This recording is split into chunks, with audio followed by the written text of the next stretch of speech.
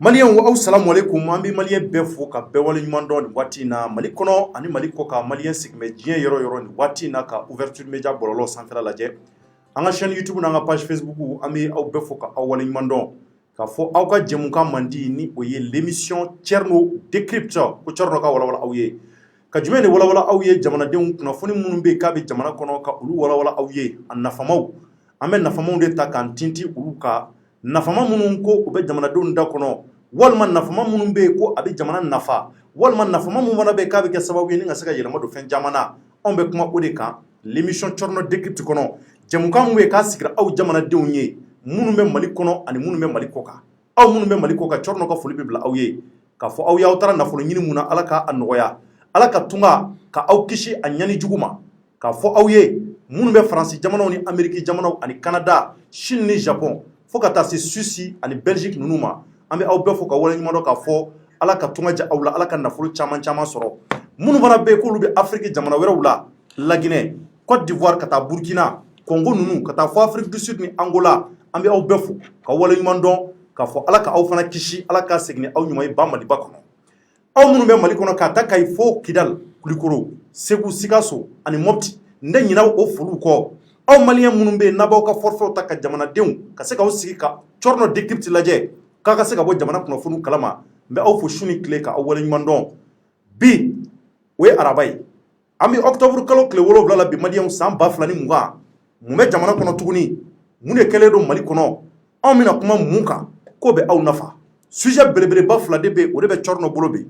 bɛna n da maga o la k'olu walawala aw ye a b'a kalama k'a fɔ gouvernement kɔni o sigira Bandaw ale kɛra ɲɛmaa ye vice président o kɛra colonel Assimi Goïta ye marabolo ɲɛmaa o kɛra Mokhtar Wane ye foyi ma dogo aw la ouverture media yira kɛnɛ bɛ kan mun b'a to aw ka bɔ aw ka jamana kunnafoni kalama o tɛmɛnen kɔfɛ a b'a kalama k'a fɔ depuis ko in kɛra fo kana bila bi la gouvernement sigira kunun anw bɛ primature la n'o ye premier ministre marabolo ɲɛmaa ale ka baarakɛyɔrɔ ye a kun kɛmɛ ka weleli bila jɔnniw ma o ye ministre kurakuraniw minnu kɛra ministrew ye k'u ka se k'u hakili to an ka degun na a y'u wele ka kangarimada de k'u ye k'u hakili jigi k'a fɔ maliyɛnw kɔni sigi bɛ ka aw lajɛ dɛ wa u tulo dayɛlɛn bɛ u bɛ ka fɛn kɔnɔ fɛn minnu bɛ yen ko aw taara ko mun kama ka na ni résultat ɲɛnama ye jamana kɔnɔ maliyɛnw anw ye mun yira an y'a ye k'a fɔ depuis tali in na anw kunnafonidilaw an y'an ka hakililaw fɔ k'a fɔ ko n'i y'a ta k'a lajɛ n ko société civile olu représentélen don gouvernement in kɔnɔ o b'a yira k'a fɔ société civile o mun ye jamanadenw ye minnu da tɛ politique ko la minnu da tɛ foyi la olu welen bɛ gouvernement in kɔnɔ ni o ye gouvernement kurakurani ye o tɛmɛnen kɔfɛ an ko weleli fana bila mɛ n'i y'a ta k'a lajɛ CNSP o mun ye sɔrɔdasi minnu bɛ yen k'olu sera ka IBK bɔ fanga la olu fana représentélen don gouvernement in kɔnɔ an tilala ka mun fɔ tuguni an y'a yira kɔrɔfɔw kɔnɔ ko n'i y'a ta k'a lajɛ M5 RFP olu minnu kɛra sababu ye ni ka se ka Ibrahim Boubacar Keïta ka wulikajɔ kɛ k'a dɛsɛra fanga la ko f'a ka bɔ fanga de la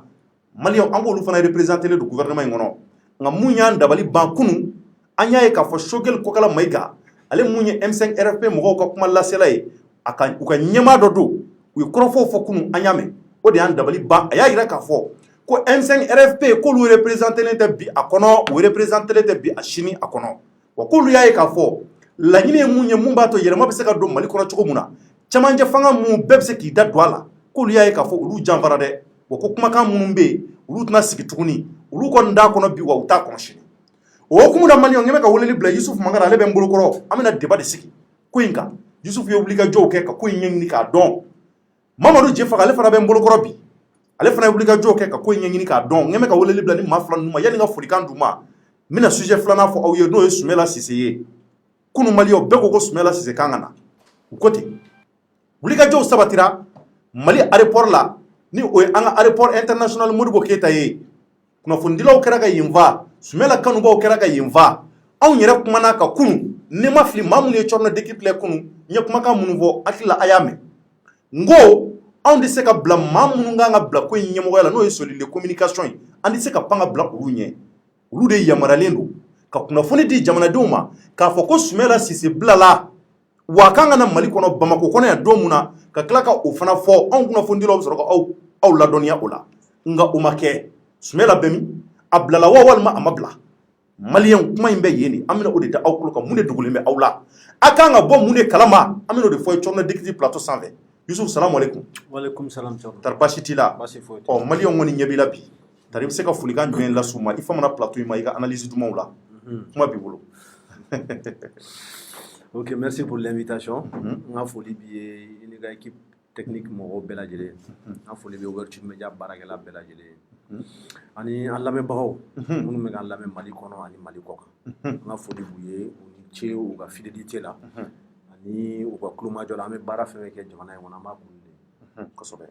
Donc o foli kan ne tun bɛ n bolo k'a lase. D'accord, merci beaucoup Youssoufo Mangara. Mais ɲɛsi Mamadu Jɛfaga ma nin waati in na marakakɛ faama ale bɛ n kɛrɛfɛ. Jɛfaga folikan dɔ fana b'i bolo rapidement yanni an ka don débat la sabula an dabali banna ko mun n'a kɛra kunun. Ouais, Thierno n bɛ i folen kɔfɛ n bɛ ɲɛmaa yɛrɛ fo comme ale bɛ plateau kan bi. O tɛmɛnen kɔfɛ n ka foli bɛ ka taa maliyɛn bɛɛ lajɛlen minnu bɛ Mali kɔnɔ Mali kɔ kan. Mɔgɔ mɔgɔ bɛ ka Ouverture Media lamɛn nin waati in na Thierno an ka foli belebeleba b'u ye. Bari sabula n'i y'a ye i ɲɔgɔnna dɔnkɛla tɛ Thierno dɔnnifola de b'i kɔ. Kosɛbɛ. Dɔnnifola tɛ i tɛ se ka n'i ye dɔn k'i yɛrɛ ma mɔgɔ b'a fɔ k'i kunkolo tɛ yen. Donc n'i y'a mɛn an ɲɔgɔnna kumakɛla tɛ yen Thierno an b'a dɔn k'a fɔ mɔgɔw de bɛ minnu bɛ sigi kan anw lamɛn. Wallahi. Donc an ka foli belebeleba b'olu de ye foli tɛ dan tɛ foli min na. Kosɛbɛ. Jɛfaga n b'i fo ka tila ka Mangara fana fo maliyɛnw ka tila ka aw fana fo wa an bɛna don kunnafoni kɔnɔ. N b'a daminɛ ni Abaɲare ye o tɛ sujet la nka an b'a daminɛ n'ale yanni an ka don débat kɔnɔ parce que an y'a mɛn ko Abaɲare bi maliyɛnw yarɔ justice kɛmɛ ka wulikajɔ kɛ ne y'o fɔ kunun n ko tari ni justice wulilen a deliko la wa u kɛmɛ ka weleliw bila maabaw de bɛ ka wele maabaw aw b'a dɔn k'a fɔ sɔgɔmada in na wele le bilala jɔnni ma maliyɛnw ko Abaɲare ale ye commune den maire de ye commune den maire a tɔgɔ bɔlen don Abaɲare maliyɛnw k'a welela bi pôle économique fɛ n'o ye Mamadu Kasonge n'a ka maaw ye maliyɛnw u bɛ baara la yen koyi Abaɲare de welelen maliyɛnw k'a ma segin ka taa ka so tuguni an ye kɔrɔfɔw mɛn k'a ye k'a fɔ ko mandat de dépôt dara ka k'ale fana taara MCA la maliyɛnw nin y'an dabali ban o b'a yira k'a fɔ justice mun ni mɔgɔw bɛ k'a fɔ justice kɔni u ye wulikajɔ kɛ u b'u sen fila kan wa u bɛ ka maaw sɛgɛrɛ wa ne Thierno yɛrɛ ka wulikajɔ nana bɔ mun kan tuguni n y'a mɛn k'a fɔ maliyɛnw ko Faransi falen don dɛ ko maaw ye wulikajɔ kɛ maaw boli mɛn ko Faransi fan bɛ tewu an ka maaba caman bɛ yen minnu boli mɛn ka t'u dogo Faransi minnu caman bɛ yen ko tɛgɛ ɲɛsilen b'u ma k'a fɔ k'u ye yuruguyuruguw kɛ k'u tɔgɔ bɛ kow la ko minnu bɛ k'a jɛlen dɛ maliyɛnw k'olu maa caman dogo mɛn dɛ an tɛ bɔ ni tɔgɔ ye bi tɔgɔw an b'olu to dogo la nka Mamadu Kasonge ale b'a ka baara la ministre de la justice kura ni o ye Mohamed Sida Diko ye ale ma baaraw daminɛ fɔlɔ nka baara kɔni bɛ procureur bolo olu ye weleliw daminɛ fɔlɔ ka maaw ɲininka maliyɛnw ka nafolo taara min a fɔra k'i minɛna dugukoloko ɲagami na a ko bɛ sira jumɛn kan anw b'a fɔ an ka justice ye k'u tare hali bi nin ko in ala k'a kɛ hɛrɛ ani baden ye Yusufu bɛ n bolo ale bɛ mun kalama ko la ale n'u fɔ rapidement yanni an ka don M5 RFP jɔn de kɛra janfaba ye ko in kɔnɔ an bɛna o de débat sigi sen kan a y'a partager mun b'a to togodala kɔnɔnaw olu kana kɛ bolo kɔfɛ fɛn y'a ko la u fana ka se ka bɔ kunnafoni ɲɛnama ninnu kalama anw bɛ sɛgɛn ka wɔsi de mun b'a to an ka se ka kunnafoni ninnu sɔrɔ ka di aw ma Mangara ko Abaɲare k'a welela bi an y'a mɛn ko pôle économique la ko u tilala ka na ko in laban ka mandat de dépôt d'a kan yanni enquête ka ban k'a kɔni taara MCA la e ye mun sɔrɔ ko in na i bɛ se k'o walawala jamanadenw ye tari nin ye justice wulilen a deliko la wa. Ok Thierno n ka foli belebele bi ye i ka nin ɲininkali in diyara n ye kosɛbɛ n'i y'a mɛn ko jamana n'i bɛ fɛ jamana ka développer il faut que kiiri ɲɛnama o de ka tigɛ jamana kɔnɔ kosɛbɛ danfara kana don fantan ani faama ni ɲɔgɔn cɛ danfara kana don sentan ani setigi ni ɲɔgɔn cɛ bɛɛ ka kɛ kelen devant la loi wa ni maa o maa i kan ka gosi ni sariya bere ye o kan ka da ye Mali problème ba dɔ la kelen ye jumɛn ye o ye impunité ye impunité tɛ dɔwɛrɛ ye o ye sariya labatobaliya le fait que sariya tɛ appliqué maa minnu ye sariya sɔsɔ maa minnu ye dan sago u nɔ ti minɛ ko tɛ k'u la a bɛ komi u bɛ sariya sanfɛ Mali problème ba dɔ ye o de ye inégalité sociale ani impunité bon en gros on veut mettre fin à cela Thierno n'i ye yurugu ani impunité ta ka bɔ jamana in ko la a tɔ bɛɛ b'a dɛmɛ n'i y'a ye manque à gagner corruption malversation financière délinquant col blanc olu tɛ mɔgɔ wɛrɛ dɛ o ye mɔgɔ minnu bɛ an ka lasigidenyaw la minnu bɛ an ka minisirisow kɔnɔna la minnu bɛ an ka direction baw la minnu bɛ an ka mairie kɔnɔna la ni jamana fɛn kalifalen don u ma que ce soit des établissements publics et financiers an ka impôt wariw trésoriw douane na ani budget talen ka di minnu ma ka fɔ ka baara kɛ n'a ye walasa ka se ka jamana développer olu nafolo de bɛ n dagaki ka fɛn wɛrɛ kɛ ni u ye ni an ka dɔgɔtɔrɔsow ta k'a lajɛ plateau technique ni équipement ɲɛnɛman tɛ yen yɔrɔ kosɛbɛ ni an ka siraw ta k'a lajɛ i b'a ye k'a fɔ ko dingɛ b'o la entretien tɛ k'u la sira ninnu minɛlen tɛ ka ɲɛ ni an ka administration publique ta k'a lajɛ cogo min i b'a ye k'a fɔ service min kan ka di citoyens ma o service ko ɲɛnabɔlen tɛ n'i ye dugukolo ko yɛrɛ ta k'a lajɛ jamana kɔnɔna la les affaires foncières ça c'est un problème énorme auquel sont confrontés les Maliens. Mohamed Ali Bachir nalen fanga la a ko ale ka ministériat justice la ko o bɛ boli dugukolo ko kɛlɛ de kan maire ni préfet ani sous préfet minnu bɛ mɔgɔw ɲagami u ka dugukolo minɛ o la ka bin fantanw kan ka taa di setigiw ma ko ale ka kɛlɛ dɔ bɛna k'o ye mais malheureusement on a vu que ce n'était pas le cas. Tu as faamuya? Bon, et moi je suis très content parce que bien avant que Bandaou kana comme président de la transition, il y avait eu des signes. Aux signes, nous, on avait commencé à voir que le Mali justice a commencé à nominer. Ben, Aramassanga de taille, au coffre, Ben, on a Bakar la taille. Ben, on barre au fond, nous, Djekebele, Fly, Jamana, Konala, le pouvoir, tout le monde, c'est Aramassanga, c'est un maire Adema. L'Adema a toujours soutenu Baram Bogar Keita, Berokarama. Moi, Bakar Toulaye, allez, il y a un rapprochement. A ma se mɔgɔ k'i da mɔgɔ la bɛɛ b'o dɔn ale ko i bɛ k'a ka jɔ ni jo bɛɛ da mais o m'ale bali ale ka taga kaso la mais i bɛ ka talen Bandaw ko dossier fɛn fɛn bɛ tabali kan n'a b'ale bolo maa o maa i sitelen don a la ko ale tɛ don justice ni mɔgɔ si ni ɲɔgɔn cɛ k'a bɛ dossier bɛɛ ta k'u bɛɛ transmis k'u bila ka taa justice la walasa procureur anti-corruption procureur politique économique n'o ye kasoge ye a n'a ka cɛdenw u ka se ka baara kɛ mɔgɔ minnu nɔ kan ka minɛ olu nɔ ka minɛ u ka taa datugu ni an ka nafolo bɛ mɔgɔ mɔgɔ bolo a ka bɔ i bolo cɔrɔ ka bila jamanadenw ka disposition na baara ka kɛ n'a ye donc on voit que olu ko de bɛ ka bila sen kan d'accord olu bɛ ka bila sen kan mun na parce que depuis que Bandaw yɛrɛ bɛ yan nɔ ni interpellation jɔlina ye an ye Sidiki Nfa Konate ale tun bɛna don assemblée kɔnɔ il allait passer entre les mailles du filet. Heureusement, ou malheureusement, je ne sais pas, coup d'état inquiétant. Donc, il y a au Souko, Oumar Margoye, Diradi, qui a organisé Kolondjaba, qui sera quoi par la foi. Donc, c'est ce qu'il faut pour la tête à la cassure. Parce que pendant 2 ou 3 ans, on va terminer. Comme milliards de chamo ko tuna. Au café, abanyare, nous, au commune de maire RPM, il y a les chiens forêts katakade. Ni y'a siɲɛ filanan wa hakilima wele maa mun kɛlen don k'a secondé a ka adjoint o fɛnɛ b'a la mun b'u occupé u ka nafolo bon na u ka dafu o fɛnɛ b'a la je crois maa 4 bɛ tournant wɛrɛ b'a la a kelen tɛ donc mairie yɛrɛ ɲɛmɔgɔbaw mɔgɔ 5 olu de wele ka taga n'u ye ko parce que ko dossier mun bɛ pôle économique mɔgɔ bolo ni o ye vérificateur ka dossier ye ani dossier ani maa mun ye plainte don mairie yɛrɛ kama o b'a yira k'a fɔ ko ni mairie ani a ka kankɔrɔsigi ani a ka nafolo bon mɔgɔ min bɛ yen nɔ dafu k'u bɛɛ melelen don yurugu la dugukolo ko affaire la bon ne yɛrɛ kɛrɛfɛ n dɔnbaga dɔ bɛ yen nɔ o yɛrɛ a b'a ɲaare ɲɔgɔn na ko k'ale kumana a b'a fɛ dugukolo ko la dɛ k'ale ko i tɛ sabali ko n'i ma sabali ko don la k'i bɛ to nin ko in na donc cɔrɔ vraiment an ka foli belebele bɛ Kasoge d'accord an ka foli Kasoge n'a ka cɛdenw voilà Mali parce que a kelen tɛ dɛ a ka cɛdenw bɛ wa n'a ka cɛdenw vraiment ni jamana in bɛ taa nin sira in kan k'a kɛ cɛ kɔrɔ bɛ maa kan voilà ko mɔgɔ tɛ sariya sanfɛ o de demandé len je pense que les Maliens vont avoir confiance en leur justice wa ko n'i ye su gosi ko ɲɛnɛman b'i sɛbɛ dɔn donc ni nin kɛra ni Ala sɔnna ma camanba de bɔ su d'accord Mangara n b'i yɛrɛ fo o kɔrɔfɔ yɛrɛ kɔnɔna na an y'a mɛn k'a fɔ an kunnafonidila yɔrɔ an bɛ wulikajɔw kɛ ko kɔnɔ an y'a mɛn ko Kasoge yɛrɛ bolo ko tɔgɔbaw de b'a bolo tɔgɔbaw Mali tɔgɔ c'est à dire maa minnu tɔgɔ bɔlen don Mali kɔnɔ yan k'olu caman de bɛ yen ko minnu kan ka wele c'est à dire an y'o ŋunuŋunukaw mɛn maa minnu bɛ yen k'u n'a ka surun nka ko baara in ɲɛru bɛ nin nkalon nka u kɔni y'a perepere tigɛ k'an lasɔmi ko baara b'an kunnafonidilaw bolo baara in bɛ sen na nka n'i kun y'a dan ne ma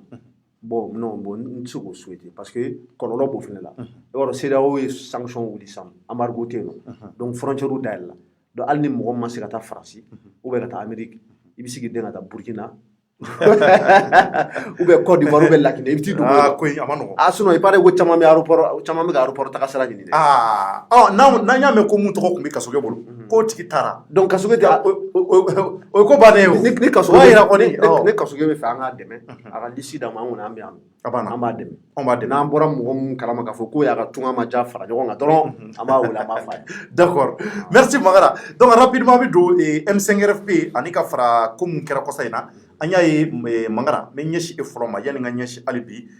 Jɛfaga ma M5RFP maaw futinɛna kunun n t'a dɔn n'i y'a ye Choguel yɛrɛ k'a ka kɔrɔfɔ la ko M5 kɔni représenté tɛ gouvernement in na anw dun y'a ye k'a fɔ maa damadɔ b'a la maa 2 fo ka se maa 3 bɔɲɔgɔnko ma an y'a mɛn k'olu bi M5 kɔnɔ nka mun dɔnnen don kosɛbɛ o ye Mohamed Saliya Touré Mohamed Saliya Touré an bɛɛ b'a dɔn jeune don wa wulikajɔ kɛra M5RFP ka kow kɔnɔ a tun b'a bɛɛ ɲɛma a yɛrɛ kumana a caman na kɛnɛw kan wa hali don min na fana Mamu Diko ye welela fɔlɔfɔlɔ mun kɛra fana ka taa commune 5 tribunal la yanni M5 ko ka daminɛ ale tun bɛ semasi ko kɔnɔna na a tun b'a ko bɛɛ ɲɛma donc mɔgɔ dogolen tɛ a dɔnnen don M5 ka foyi ma deli ka fɔ a kɔ hali ni mun fɔra a kɔ k'a to voyage mun na i b'a sɔrɔ la a kumakanw bɛ yen a ka mɔgɔ bɛ yen a ka représentant bɛ yen donc o b'a jira k'a fɔ Mohamed Saliya anw kɔni y'a ye M5 kɔnɔ nka mun y'an dabali ban Choguel Kokala Mayiga ko a ka kɔrɔfɔ la k'a fɔ ko M5RFP maa ma y'a la ko maa ma ye wa dɔw yɛrɛ y'a fɔ fana ko hali Muntaka fana y'a fɔ RFI la n'i ma fili donc ko y'an dabali ban e ye mun faamuya la ok Thierno i ka nin ɲininkali nin diyara n ye kosɛbɛ mais a débat ka ca quoi je pense que an b'a ta aspect par aspect volet par volet pour que ka se k'a ɲɛfɔ ni n bɛ fɛ k'i ka question répondre directement kunun M5RFP mɔgɔw ye u ka comité stratégique u ye réunion dɔ kɛ comité stratégique tɛ dɔwɛrɛ ye u ka bureau mun sigilen don sen kan walasa ka se ka fɛɛrɛ tigɛ u bɛna baara minnu kɛ k'olu sigi sen kan o comité stratégique kɔnɔna la maître Muntaka Tall bɛ yen nɔ Choguel Mayiga o b'a la Imam Umaru Jara olu ale b'a la ni n ma fili Madame Si Kayatu So ale b'a la Modibo Sidibe ninnu ani Ikasa olu tɛ EMK mɔgɔw ye olu ye EMK mɔgɔw voilà olu bɛɛ fɛnɛ b'a la ni n ma fili dɛ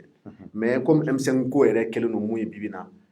i t'a dɔn i bɛ t'i komi i t'a dɔn i bɛ t'i jaabi mun bɛ mun na mɔgɔ yɛrɛ t'o dɔn finalement n kɔni bɛ se k'a fɔ Choguel b'a la Muntaka b'a la Imam Jara b'a la olu n'u ɲɔgɔnna caman kosɛbɛ ani Dunga ninnu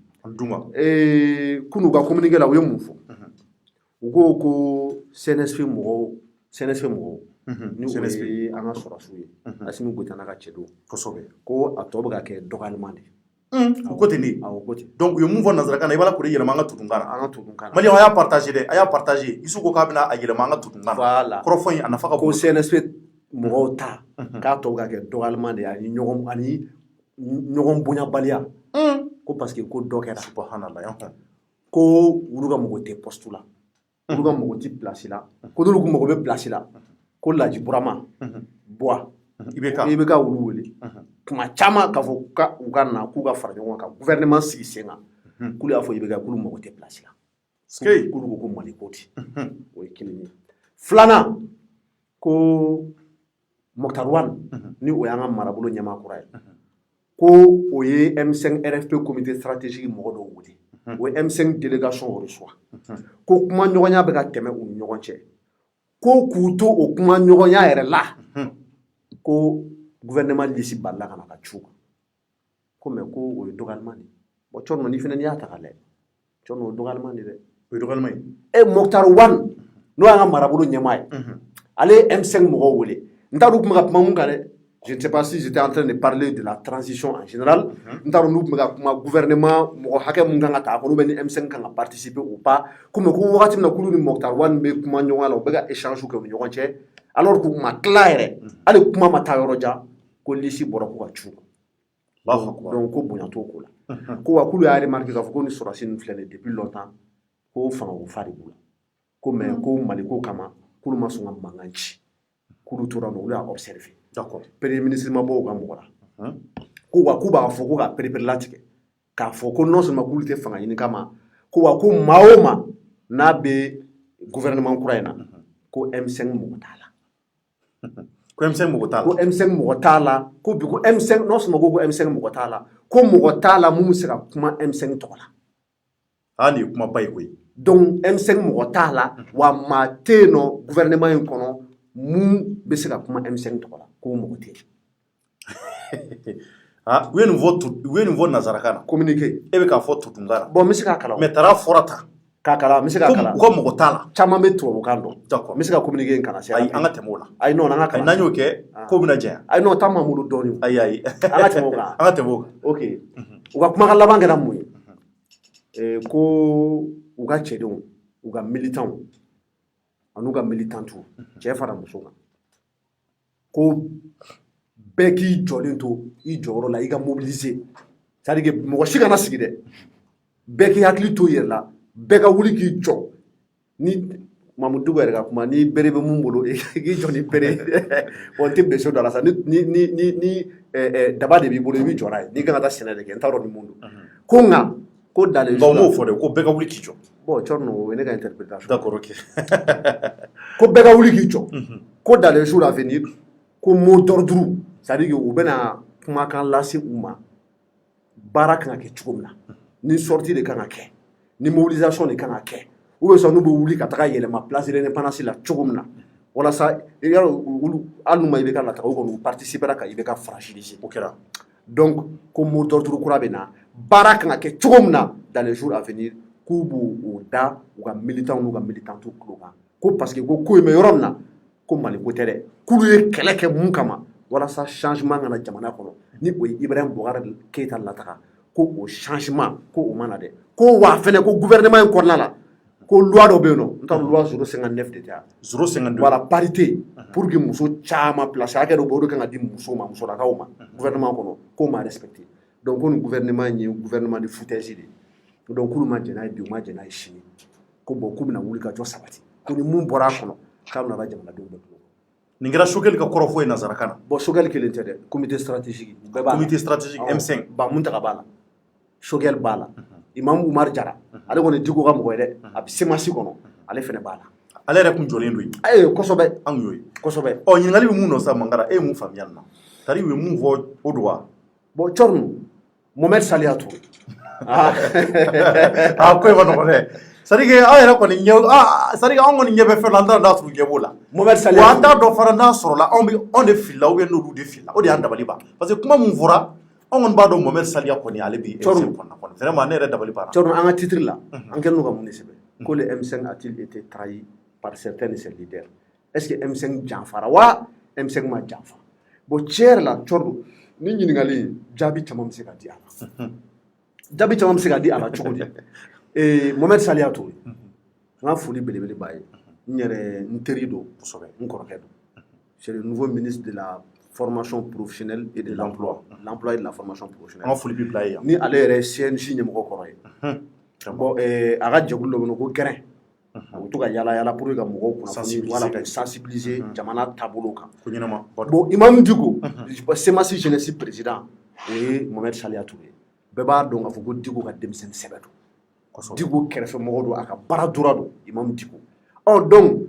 ni Mohamed Saliya Touré bɛ gouvernement na ni M5 ko M5 mɔgɔ ti gouvernement kɔnɔna la bon vraiment moi j'ai du mal à comprendre donc CEMACI tɛ M5 na tuguni donc ça veut dire que finalement Kawojim a raison bon Kawojim ko M5 ko banna a mɛnna o de y'a to ne yɛrɛ tun ye mun suggérer u tun ka ɲɔgɔn rassembler CEMACI kɔnɔ u b'o ka ɲɔgɔn rassembler yɔrɔ wɛrɛ k'a fɔ bon tiɲɛ yɛrɛ la an ka fara an bɛnna fɛn kelen mun kan n'o y'an se yan bi o ye IBK ka tagali ye comme an ye IBK lataga mun tun kan ka kɛ o kɔfɛ anw m'o labɛn cogoya si la parce que u tile kelen u m'o labɛn o à chaque fois que i tun bɛ question poser u kunna a ye mun de labɛn ni IBK tagara wa ko aw tigɛra maliyɛnw na maliyɛn miliyɔn 18 maliyɛn miliyɔn 20 ni ninnu bɛɛ cɛ la e tun mana cɛ tɛ yen wa muso tɛ yen wa Modibo Keyita bɔra fanga la a sara Musa Tarawele bɔra fanga la Mali ma continuer ka marcher Alpha tɛ yen nɔ ATT tɛ yen nɔ mais cɛw bɛ Mali kɔnɔ musow bɛ yen nɔ minnu bɛ se ka jamana in diriger donc n'a sɔrɔ n'aw tigɛlen tɛ maliyɛn bɛɛ la a ye maliyɛnw to yen nɔ an ka transition ɲini tout le temps u b'o de fɔ donc ça veut dire que Kawojim ka manakun kuma ye manakun tun ma labɛn u fɛ Donc, la raison pour laquelle ils se sont retrouvés dans cette difficulté. Mais moi, je pense que le mieux pour eux, c'est de rassembler tout le monde, car bon, on a un objectif atteint fait, donc bi, on a fait parce que ni Mohamed Salia Touré, le gouvernement, à quel intérêt? Donc, Amadou Touré, nous, le ministre de la communication et de l'économie numérique, docteur Amadou Touré. Amadou Touré.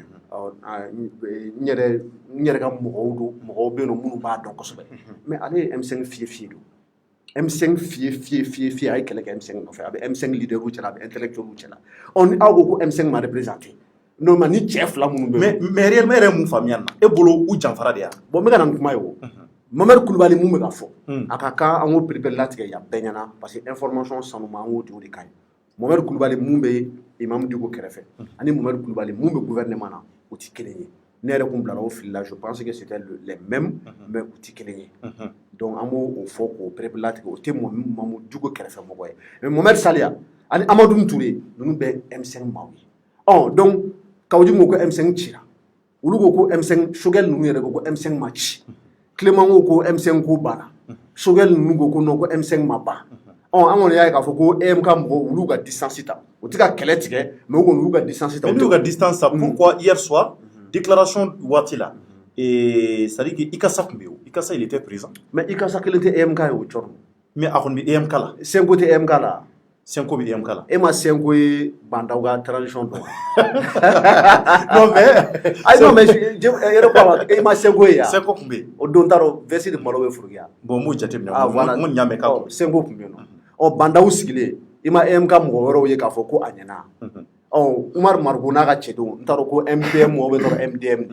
olu ni Araman Ben Jara ninnu olu ko bandaw sigili ɲɛna ko nka ko Mokhtar Wane sigili k'o de man ɲi bon cɔrɔ tiɲɛ yɛrɛ la ne yɛrɛ kunkolo ɲagaminen don nin ko in na moi-même je ne sais même pas réellement ce qui se passe n t'a dɔn mun ye M5 ye n t'a dɔn mun ye M5 bis ye mun ye M5 au cube ye ou bien M5 au carré ou bien M5 tiers ou bien M5 5 ou bien M5 6 franchement je ne sais plus où donc Moro Jefara bɛna bɔ fili dɔ la hakili ale lamɛnniw kɛ ka ca Moro Jefara e yɛrɛ bɛna bɔ fili la i sugu ale kunkolo ɲagamina na parce que i sugu munumunu na autour du pot non ne kunkolo ɲagamina non mais i ma don directement moi-même je ne sais plus ne t'a dɔn mun ye ne yɛrɛ t'a dɔn mun ye mun ye baara don dɛ vraiment ni janfa kɛra u yɛrɛ dama ni ɲɔgɔn cɛ mais jɔn ye jɔn janfa u ka bɔ u k'o fɔ ɲɔgɔn ye parce que bɛɛ bɛ kuma dabiri ɲɔgɔn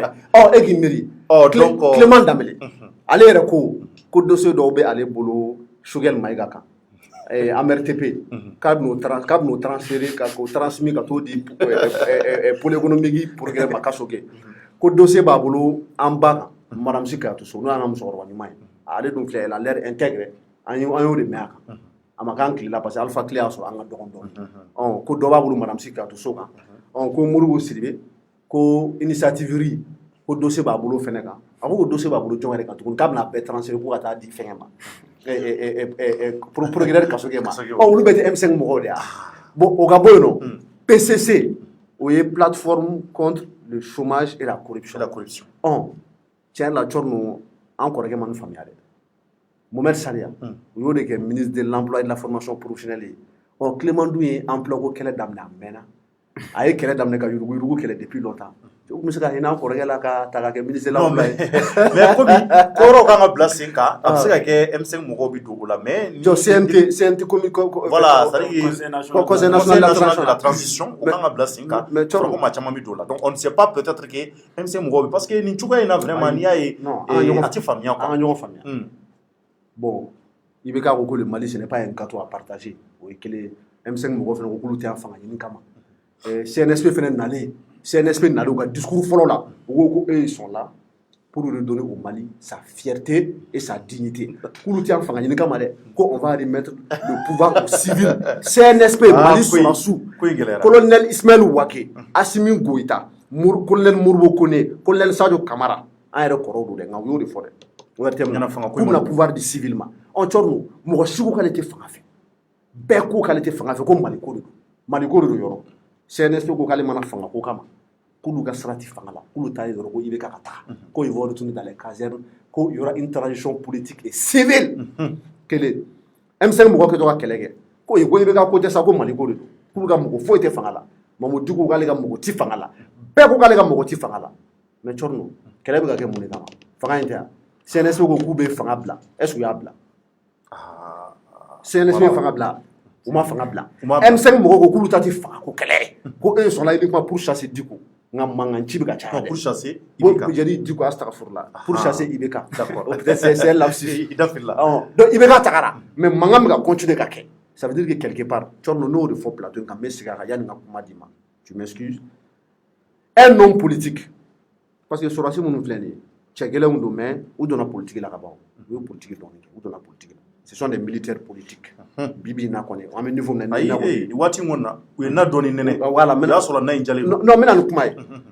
les hommes politiques Choguel Maïga Muntaka Tall Cheikh Oumar Sissoko Moussa Sinko Koulibaly Oumar Maliko Madame Sikayatou Sow Modibo Sidibé Kaoudim Imam Oumar Diarra ce sont des hommes politiques la vocation d'un homme politique c'est quoi il ka baara b'i bolo dɛ politique ti baara ye mais vocation de tu dois chercher à exercer le pouvoir walasa i ka idéo i ka se ka appliquer mais ni politique mɔgɔ mɔgɔ k'ale tɛ fanga ɲini kama o ye manamanakan de cɔrɔ il faut se dire la vérité donc M5 ye IBK lataga mais en même temps c'était pour exercer le pouvoir olu ni IBK ma bɛn mun kan dɛ olu bɛ fɛ Mali ka taa taabolo min kan dɛ fo fanga ka du fɛnɛ ma ka se k'a diriger donc ils étaient là pour exercer le pouvoir bon n'i y'a ye olu fana bolo stratégie ɲɛnamaw de b'u bolo ka se ka Mali bɔ voilà Mali bɔ dingɛ la un homme politique cherche à avoir le pouvoir pour l'exercer ni politique mɔgɔ min ko ale tɛ fanga ɲini kama dɔrɔn c'est que politique mɔgɔ tɛ donc an b'o cɛ fɔ ɲɔgɔn ye mais ninnu bɛɛ ko k'olu tɛ fanga ɲini kama mais pourtant kɛlɛ bɛɛ bɛ ka kɛ fanga de kama donc sisan nɔ ni e ko M5 ko ma ban k'a bɛ se ka kɛ ko conseil national de transition k'u bɛna don o la n'o ye député ye o ye transition député bon Thierno ne bolo ni misi kɔni n'a bosonna parce que an bɛɛ b'a dɔn k'a fɔ ko fanga ɲini b'a la Mali ko b'a la dɛ i bɛ ka tagali b'a la nka fanga ko fɛnɛ b'a la an k'o fɔ bɛɛ ye su in na k'o kɛrɛnkɛrɛnnenya CNSP mɔgɔw n'o ye sɔrɔsiw ye fanga ka d'u ye u tun bɛ fanga ɲini na kelen awɔ an ko dalilu b'e bolo Thierno CNSP mɔgɔw fanga ka d'u ye u tun bɛ fanga ɲini na u ye fanga sɔrɔ wa u bɛ k'a kɛ bibi in na u ma sɔn k'a bila kelen M5 RFP mɔgɔw Choguel n'a ka jama Muntaka Tall u bɛɛ farala ɲɔgɔn kan u bɛ fɛ ka IBK lataga nka fanga ka d'u fɛnɛ ye u bɛ fɛ ka fanga exercer an k'o fɔ ɲɔgɔn ye k'o perepere latigɛ donc bibi in na n'u ye IBK lataga ne Mali n'o ye misi ye n'a ko k'a bɛ fɛ misi in ka sarada ka ɲɛ walasa ni a sogo dunna a ka bɛɛ nafa ni aw ye kunkolo ta ka kɔnɔnafɛnw ta ka sogo parti ɲumanw bɛɛ dun ka tɔ to sengalaw ye k'a b'o di M5 mɔgɔw ma o bɛ bɛn yan Thierno o tɛ bɛn dɛ. a ma nɔgɔn d'accord donc Mamadu Djefaga de bɛna an jɛya Mamadu Djefaga est là donc parce que cette affaire est compliquée bɛɛ dabali bannen don i ka so i ka denbayaw la bɛɛ bɛ k'i ta fɔ en réalité M5 kɔni futinɛra maliyɛnw kunun Choguel Kokara Maïga a ye mun fɔ nanzarakan na Isuf filɛ ka o de fɔ an ka todunkan na u y'a jira k'a fɔ olu t'u yɛrɛ dɔn nin gouvernement in na bi wa u t'u yɛrɛ dɔn a la sini maa minnu bɛ M5 kɔnɔ k'u ka wuli k'u jɔ anw dun y'a ye k'a fɔ M5 RFP yɛrɛ kunkoloma caman bɛ yen kumakanw caman fɔra ɲɔgɔn i b'a fɔ Isa Kɔjimi yɛrɛ a fɔ cogo min na mɔgɔw y'a jira hali Isa Kɔjimi yɛrɛ k'a fɔ malgré tout ça M5 RFP mɔgɔw dun bɛ réunion na aw ka yɔrɔ la a ko ko fura bɛna sɔrɔ o fana o ye mɔgɔw dabali ban a ye kuma caman fɔ kuma ninnu kɔnɔ mun ye mɔgɔw dabali ban kosɛbɛ nka n'i ye ko in ta k'a lajɛ bɛɛ b'i k'i hakilata fɔ Djefaga fana ale ye wuli ka jɔ kɛ kow kɔnɔ a bɛ n kɛrɛfɛ yan Djefaga e bɛ ko ninnu ye sira jumɛn kan tari u janfara de yan M5 RFP bon Thierno n'i ye ne ɲininka ko M5 RFP k'u janfara jɔn u janfara jɔn de fɛ n b'i yɛrɛ ɲininka fɔlɔ u janfara jɔn de fɛ M5 RFP yɛrɛ olu yɛrɛ bolo janfara parce que olu bolo CNSP mɔgɔw y'u janfa Thierno mɔgɔninfin yanni i ka jigin i binyɔrɔ la i bɛ jigin i talonna yɔrɔ min na i bɛ jigin o de la ni maa ye M5 RFP janfa Thierno M5 RFP yɛrɛ de y'a yɛrɛ janfa cogo di M5 RFP de y'a yɛrɛ janfa kabiri ko daminɛ la o Thierno e k'a jateminɛ dɔrɔn kabiri El Hadji Ibrahima Boubacar Keïta binna ka bɔ fanga la d'abord moi je m'attendais ne kun sigilen don ni nin ye kabiri bi ma se e kun sigilen ne ye nin fɔ yan Thierno kuma caman ne b'a fɔ n ko M5 filɛ nin ye Thierno je savais que M5 bɛna bila problème kɔnɔna la ne y'a fɔ a diyara mɔgɔw mun ye o mɔgɔw ye ne neni nin plateau kelen kan yan parce que n y'o kuma ninnu fɔ le temps aujourd'hui est en train de me donner raison ce n'est pas parce que a kun ka di n ye k'o ka taga nin tagabolo kan mais ni mun kɛra an b'o fɔ quoi Thierno ni M5 ko ka ni ye ne ɲininka ko yali M5 janfara CNSP mɔgɔw fɛ ne b'a fɔ n k'u ma janfa u fɛ o M5 RFP yɛrɛ de y'a yɛrɛ janfa u yɛrɛ de y'u yɛrɛ janfa M5 RFP yɛrɛ de y'a yɛrɛ janfa u yɛrɛ janfa ni mun ye Thierno M5 RFP mɔgɔ si se k'a fɔ k'u ma wuli ka jɔ kɛ nin ko in na ni an bɛ kuma ni transition bi parce que fanga dɔ de tun bɛ yen Thierno o fanga de binna o de y'a to an y'an yɛrɛ sɔrɔ transition n'o ye camancɛ fanga ye o de y'a to an y'an yɛrɛ sɔrɔ o la bi maa minnu wulila ka bɔ ka bin kɛ a ko la walasa Elhaji Ibrahim Boubacar Keita bɛ se ka walan sɛmɛ Corno M5 RFP de don bɛɛ y'o reconni Mali bɛɛ b'o dɔn a ye maa mun ja o a ma maa mun ja o M5 RFP ye wulikajɔ min sabati a maa tɛ mun y'a sabati Corno nko yani maa i ka jigi c'est-à-dire yani i ka jigi i bin yɔrɔ la i talonna yɔrɔ min na i bɛ jigi o la Corno M5 RFP yɛrɛ de y'a yɛrɛbakun ci parce que Elhaji Ibrahim Boubacar Keita tagalen kɔfɛ Corno e y'a ye kabiri Ibrahim Boubacar Keita taara ko M5 RFP mɔgɔw i bɛ minnu dɔn dɛ leaderu n'o ye Choc Umaru ninnu ye ka taa Choc Umaru la a n'u ka autorité morale n'o de ye imam u yɛrɛ ɲumana ko l'imam les très respectés les sages l'éclairé l'imam Mamoudou Dicko e y'a ye ko M5 RFP mɔgɔw n'u ka autorité morale k'u delila ka réunion dɔ kɛ k'a fɔ ko bon n'a ma ɲa Elhaji Ibrahim Boubacar Keita binna ko an faralen don ɲɔgɔn kan cogo min na k'a kɛ c'est-à-dire an kɛra kuru kelen ye cogo min na an ka to o kuru kelenya cogoya la walasa changement min n'an bɛ ka prôner Corno changement in ka se ka lasabati e y'a ye e y'a yɛrɛ n'o ye hali siɲɛ kelen e y'a ye wa non m'o ye fɔlɔ voilà donc ni n ko M5 cira M5 yɛrɛ de y'a yɛrɛbakun ci Corno yanni u ka baga CNSP ma n'i y'a ye bi CNSP ye fanga sɔrɔ dɔwɛrɛ tɛ o Corno M5 RFP mɔgɔw yɛrɛ olu yɛrɛ de y'a to CNSP mɔgɔw sera k'u sago sɔrɔ o la sinon n'i y'a ta k'a lajɛ CNSP bɛna don mun na fanga la u ye coup d'état kɛ don mun na a fɔra ko coup d'état tɛ coup d'état de don coup d'état kɛra don mun na Corno CNSP mɔgɔw ye fanga ta u nana M5 mɔgɔw maintenant ne bɛ fɛ e ka mun prépara tigɛ ne ye ne bɛ ka na ni kuma de ye Corno ne ye ne tigɛ na ne ka kuma tɔw fɛ e ko k'u yɛrɛ don n bɛ na ni kuma de ye n bɛna yiri la de u yɛrɛ janfa cogo min na n bɛ k'o de f'i ye u ye fɔ ka mun kɛ Corno n bɛ ka na ni kuma de ye don min na coup d'état kɛra CNSP mɔgɔw ye mun fɔ ko CNSP ko de don min na u taara le 19 M5 ye manifestation u ye meeting organisé ou bien sitting de u y'a organisé boulevard la a don CNSP tun bɛ yen u ye CNSP mɔgɔw invité CNSP mɔgɔw ils ont répondu présent u nana qu'est-ce qu'ils ont dit u ka porte-parole ye mun fɔ ko on est venu parachever ce que vous avez commencé a ye baara mun kɛ aw tun bɛ ka baara minnu kɛ an nana de ka n'a tɔ dafa donc ça veut dire quoi ça veut dire que déjà le CNSP déjà connaissait la force du M5 RFP u b'a dɔn force min bɛ M5 RFP la u b'a dɔn donc u b'a dɔn cogo si la jamana in fana kɔnɔ Corno olu minnu ye i bɛ ka lataga ka bɔ fanga in na de u tɛna se ka jamana in bila sira si kan tant que n'u ni M5 RFP mɔgɔw tɛ ɲɔgɔn kan parce que u ye M5 RFP mɔgɔw ka marche minnu kɛra u ye jama ye u b'a dɔn k'a fɔ ko mɔgɔw b'u nɔfɛ o de y'a to fana u bɛ ko kɛ u nana ka na a bɛ comme ne bɛ se k'a fɔ ko CNSP mɔgɔw nana de a bɛ comme u nana de ka n'u kalifa don M5 la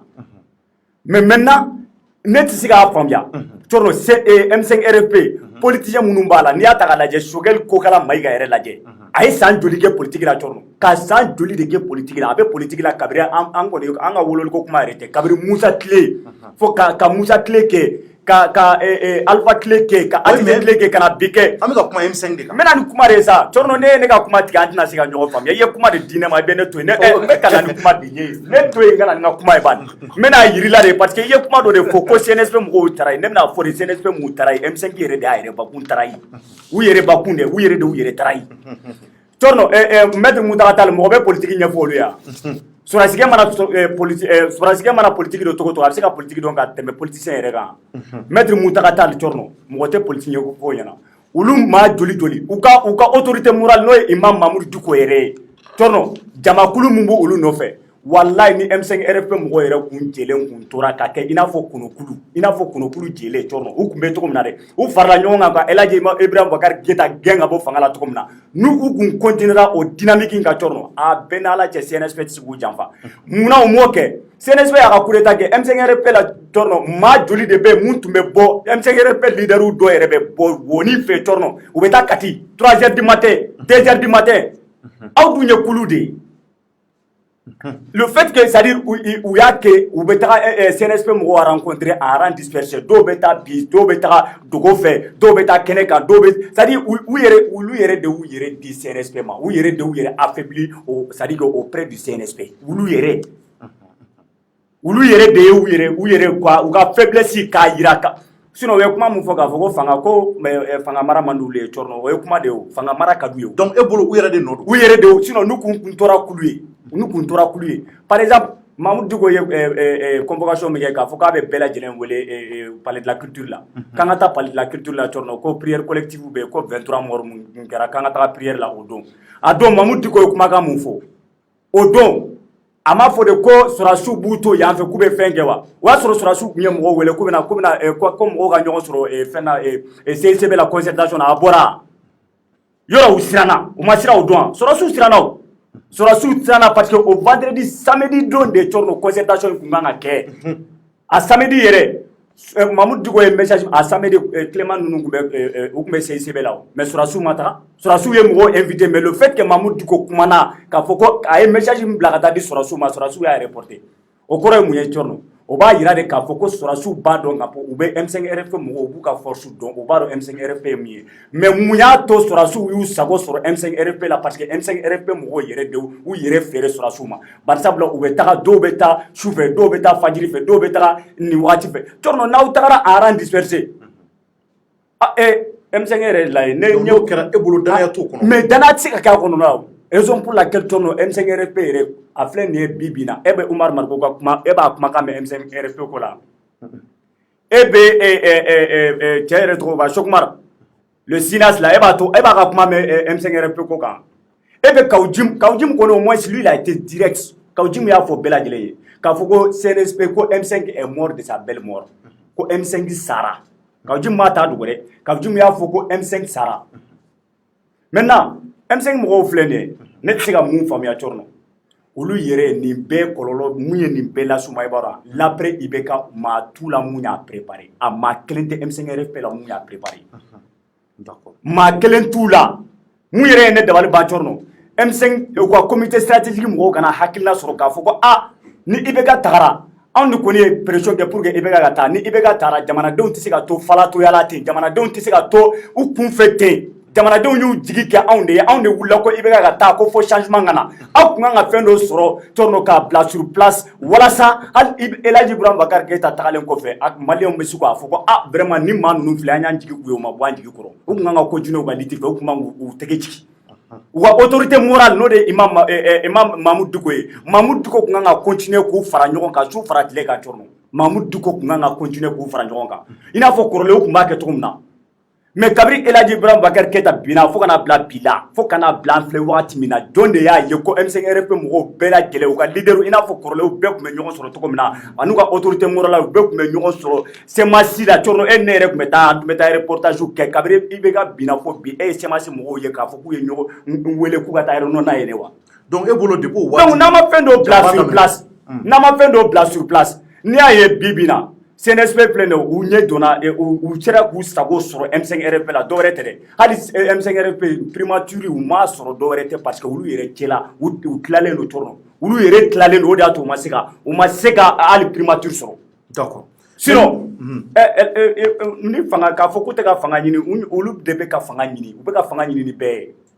bi Mutakatali Tall kumana RFI kan maître Mutakatali Tall kumana RFI kan a ko k'olu tun b'a ni acteur fila de tun bɛ nin na CNSP ni M5RFP mais k'o taara tagabolo mun na a ma diya olu ye o de y'a to olu k'a fɔ ko gouvernement in na olu ka représentant tɛ gouvernement na mais ne bolo u ka représentant u y'o fɔ ten de parce que i t'a sɔrɔ olu ka laɲini ye mun ye Tchorno olu yɛrɛ de ka laɲini ma sabati sinon maa bɛ se k'a fɔ ko M5RFP la ko Mohamed Saliha tɛ M5RFP la jɔn bɛ se k'o fɔ donc e bolo u ye mun fɔ tiɲɛ tɛ M5RFP Mohamed Saliha tɛ M5RFP ya ou bien o ye M5RFP bisi de i n'a fɔ u ka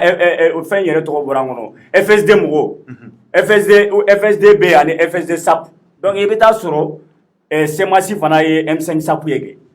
sinon Mohamed Saliha Tchorno ale de a ye kɛlɛ bɛɛ kɛ kɛlɛ o kɛlɛ kɛra a y'a bɛɛ kɛ a sira boulevard la i n'a fɔ tɔw sira yen cogo min na a minɛra ka datugu kaso la i n'a fɔ tɔw datugura kaso la cogo min na donc n'a fɔra k'o tɛ M5 la a bɛ ne dabali ban et puis M5 ko in yɛrɛ filɛ nin ye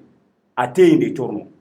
tiɲɛ tɔgɔ ko Mahamadu a tɛ yen de wa M5 yɛrɛ dama de ye ɲɔgɔn tara ye yan'a ka fɔ k'a b'a fɔ ko CNSP mɔgɔw y'a kɛ tan CNSP tɛ dɛ maliyɛn tɛ sɔn maliyɛn bɛ fɛn de c'est à dire ka fɛn namu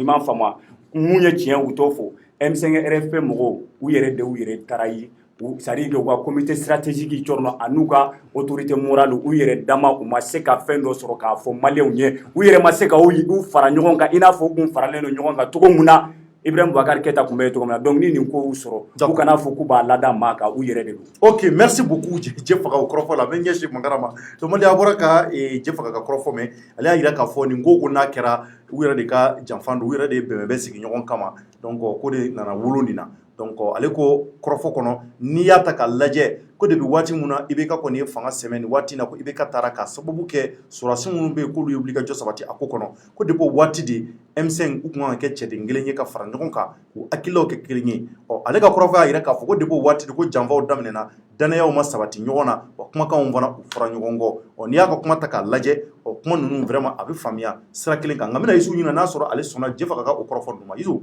Jɛfaka ye kuma fɔ dɛ hakili y'a bɛɛ bɛn i y'a faamuya fana tar'o don wa? Bon, moi, je ne partage pas du tout l'analyse de Jɛfaka. Excuse-moi. Et à argument mon fort, je pense qu'il y a certains qui vont être d'accord avec lui, pas d'autres. Moi, je ne suis pas du tout d'accord avec ce qu'il a dit. D'accord. Et à Rogo Shogel ni Muntaratal be Fanganina, ou be politique là, ko Arachani Samouane. Donc, comme Torola Moro Sena. Ce que j'ai compris. Non, je n'ai pas dit ça. Voilà, ou be Fanganina Mena, donc Muro Yera, quoi. Donc, vraiment, Dokera Shogel ni Muntaratal. Nko, Moutarani Shogel,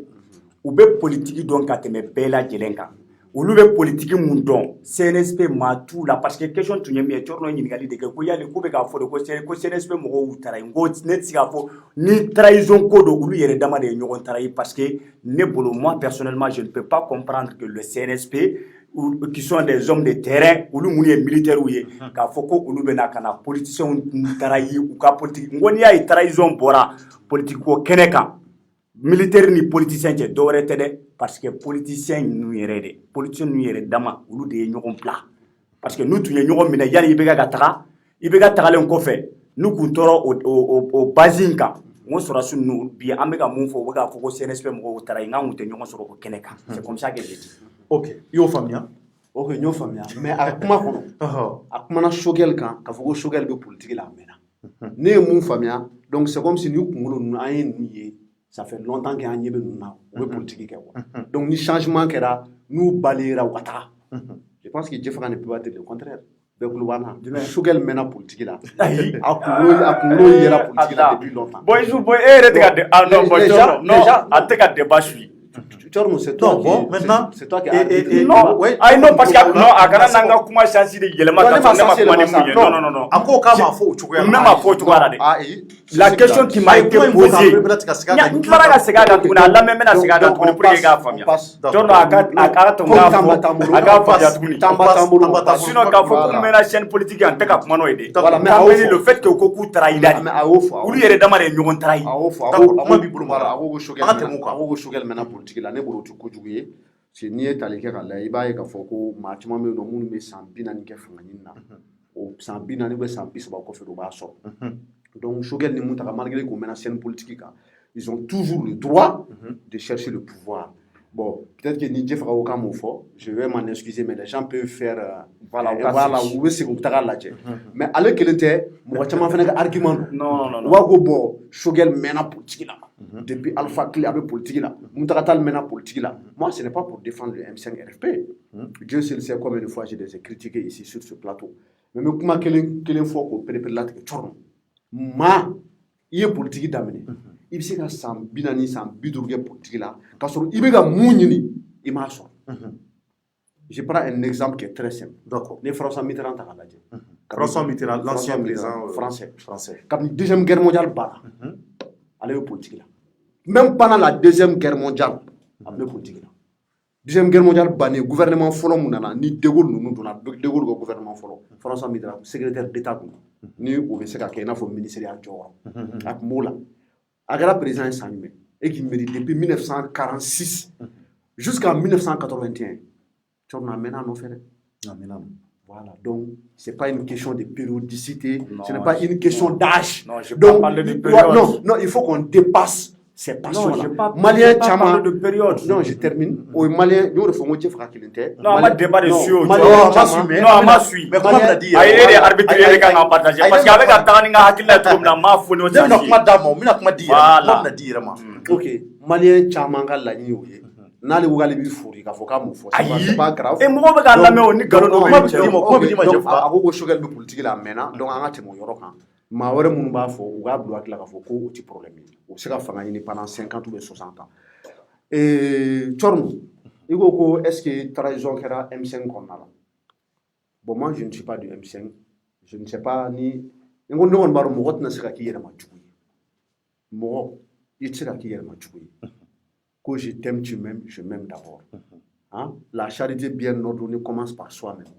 o ye tiɲɛ ye maa minnu bɔra ka commencer ka mankan ci walasa ka M5 fɛgɛya o ye maa minnu bɛ semasi la olu de commencera ka mankan ci a commencé par Issa Kawujim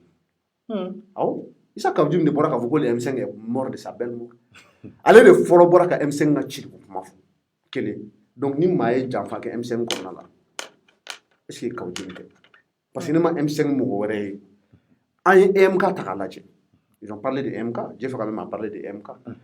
je n'ai jamais vu les EMK sortir pour dire que le M5 est mort ne m'o mɛn EMK la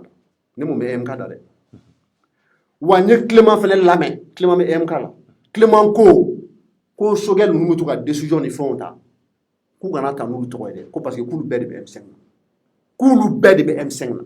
ko k'a fɔ M5 RFP ko non ko k'ale bɛ mɔgɔ dɔw dɔn k'u bɛ to ka gulokiba dɔw bɛ bɔ wa k'u bɛ kuma M5 tɔgɔ la ko ni M5 ko don ko eux ils ont été les premiers à rejoindre le M5 à travers l'EMK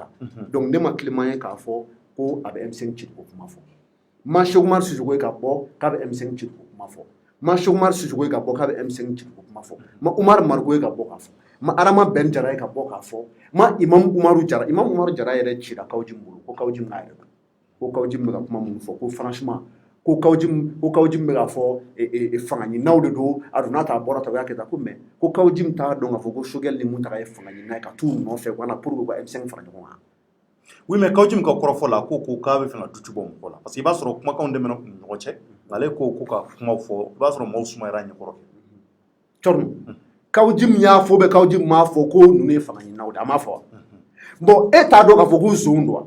e t'a dɔn k'a fɔ ko IBK ka ministre kɔrɔw don wa e t'a dɔn ko IBK ka porte parole kɔrɔw don wa e t'a dɔn k'a fɔ ko fanga ɲininaw don e ma t'u nɔfɛ u kana fara e kan ka taa ka don kaso la u k'u minɛ u ka si u ɲɛw la gasi ka ci u la u ka wuli ka IBK fragiliser ka stratégie bɔ i nɔfɛ ka communiquer sɛbɛn k'u ka jama labɔ ka fara i kan k'u kunna wari bɔ Thorno ka wuli ka IBK kɛlɛ e Kawujim e m'o bɛɛ dɔn ka tugu u nɔfɛ yan donc IBK binnen wagati na i bɛ bɔ k'a fɔ ko ouais ko fanga ɲininaw don il faut se respecter il faut se respecter Thorno o ye kelen ye on continue EMK n'a jamais dit que M5 cira n y'o de fɔ n ko mɔgɔ kelen min ye M5 ci ko kuma fɔ ko M5 est mort de sa belle mort o ye Kawujim a daminɛna Kawujim de la o kɔfɛ ne ma mɔgɔ wɛrɛ ye k'a fɔ kelen filanan Thorno ni trahison kɛra donc a bɔra Kawujim yɔrɔ parlons du CNSP Thorno moi je pense que c'est le CNSP qui a trahi le M5 le CNSP le Comité national pour le salut du peuple dont le président est le colonel Assimi Goïta dont le vice-président est le colonel Malik Diaw dont le premier vice-président Malik Diaw le deuxième vice-président le colonel Idjon Mouta le deuxième vice-président colonel Sadio Kamara n'o ye yɛrɛ kɔrɔkɛ ye le troisième vice-président colonel Moribo Kone le porte-parole colonel-major Ismaël Ouagé c'est eux qui ont trahi le M5 RFP cogo di maintenant n b'a ɲɛf'i ye an tulo b'i la tout le monde peut aller sur YouTube ou bien ni maa minnu dɔnbagaw bɛ ORTM na u k'a f'u ɲɛna ko CNSP ka discours fɔlɔ mun bɔra ORTM na IBK binnen kɔfɛ k'u ka discours colonel Ouagé nana ka discours min kɛ k'u k'a lasegin u ka a d'u ma u k'a lamɛn a ko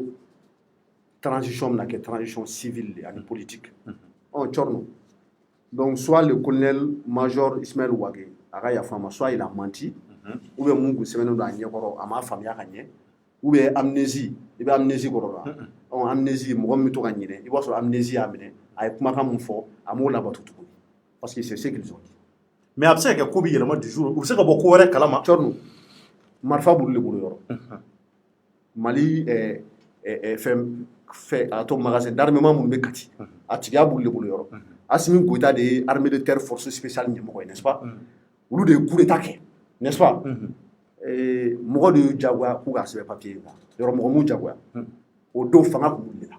an yɛrɛ tun bɛ Kati o don Assimi ni Diaw bɔra ka kuma sɔrɔdasi misɛnmaninw n'u b'a f'u ma ko sous-officiers subalternes ani hommes de rang olu de tun b'u nɔfɛ u bɛ kule la fan bɛɛ fɛ ils étaient prêts à mourir pour les colonels Diaw et Assimi Goïta. Mais Mogomou Diawa ou Sebe ou papier quand ils vont donner la transition aux civils. Oui, et ils ne l'ont pas fait. Donc deux choses. Soit ils ont menti au peuple, ils ont trahi les M5 RFP, ou bien soit ils sont amnésiques. Amettez-moi là. Walma ou y'a fait que Jamanadou a cliffé français. Ou bien Jamanadou a cliffé. Donc, dans le gouvernement, il y a ce gouvernement formation dans les choses. Ni CNSP ka ko tabolo lajɛ. Warato Moru Jefaka ka kuma la ko Shogel ninnu bɛ terrain kan, politique terrain kan depuis longtemps ani mutakata ninnu. Ne kɔni t'a dɔn karamɔgɔ mun bɛ CNSP mɔgɔw bolo kati yen nɔ. I b'a dɔn u ka experts ka ca autour de comité scientifique bɛ yen nɔ. Cɛw kunkolo bɛ baara kɛ dɛ. Parce que CNSP u ye mun kɛ M5 na o bɛ yen nɔ kabini lawale. I b'a dɔn u b'a fɔ ma cogo min na tubabuw tun b'o de utiliser contre les Africains. On appelle ça diviser pour mieux régner. O tɛ dɔwɛrɛ dɛ. I point faible yɔrɔ min n bɛ o bouton digi k'a tinti o kan. Donc n b'aw cɛ fɛnɛ ni y'aw kɔ don ɲɔgɔn ma dɔrɔn donc ne bɛ san sɔrɔ n b'aw diriger. Diviser pour mieux régner. Tubabuw y'o de kɛ farafinw na o. Ni an ma fara ɲɔgɔn kan et que les blancs sont parvenus à occuper les territoires africains un à un là, c'est parce que les Africains ont kɔ don ɲɔgɔn ma. Et hali ni ye Afrique président kɔrɔ caman ta k'a lajɛ. Dɔwɛrɛ tɛ dɛ. N'i y'a ye tubabuw sera an na ne Patrice Lumumba ta k'a lajɛ au Congo u ye Mobutu ta ka Mobutu dilan k'a kɔ don Patrice Lumumba alors que Mobutu tun ye Patrice Lumumba ka denmisɛnnin fitinin de ale de taara nɔfɛ Belgique ka na kɔfɛ ale ye Lumumba faga. Ne ye Thomas Sankara ni Blaise ta k'a lajɛ u ye Blaise minɛ de ka wari ko ni musoko don a hakili la k'a la révolter k'a bila Thomas la ka Thomas faga. C'est ce que le CNSP a fait au M5 i b'a sɔrɔ u ye Kawujim ninnu dɔw ta kɛrɛfɛ bon n bɛna kuma kelen f'i ye a bɛ se ka kɛ fo n'a sɔrɔ su in na ni Kawujim tulo bɛ n na n'a y'i dɛn k'a fɔ CNSP mɔgɔw ɲɛna cɛ mɔgɔw sɔmina na dɛ sinon CNT i bɛ CNT dɔn wa Conseil national de transition cɔrɔ Kawujim bɛ don a la CNT ni Ala sɔnna ma Kawujim bɛ sɔn ka don a